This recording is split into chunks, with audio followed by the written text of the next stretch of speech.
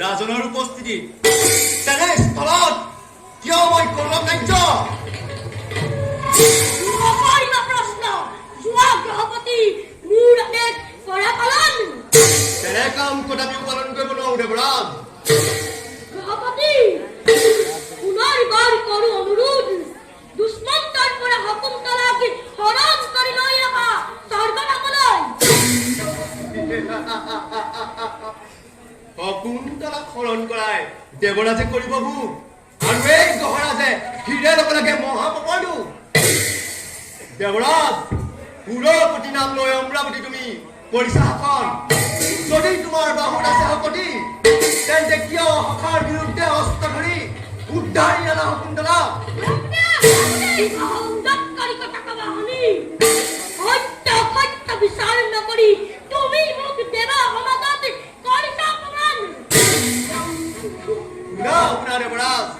যদি তুমি অমৰাৱতী মংগল কামনা কৰা শকুন্তলা আশা পৰিত্যাগ কৰা মূলতৰ এক চত্ৰী ৰজা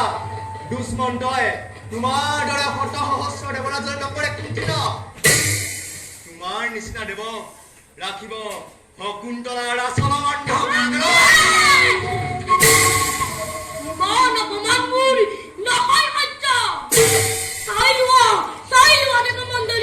তোমালোকৰ সত্যত আজি এই দেৱৰাজ জিন্দাই দেৱত্ৰী আমি ভগৱান কৰো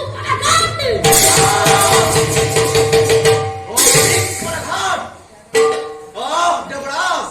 শুনিলো এই হৰিৰ ভৱিষ্যতবাণী আজি তুমি মোক দেৱসভাত দিলা যি অপমান তাৰ ফলতে পুনৰ অমৰাৱতী শ্মশানত কৰিম পৰিণত পদস্থিত কৰাম তোমাক দেৱৰাজৰ পৰা হাতে গলে জিঞ্জিৰ লগাই বন্দী কৰি ৰাখিম তোমাক অন্ধকাৰ কাৰাগাৰত চকুলো বোৱা এদিন নহয় এদিন তুমি এই শনিৰ চৰণত পৰি মাগিবা ভিক্ষা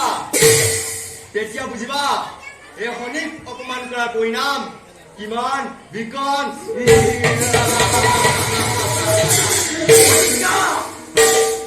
প্ৰতিজ্ঞা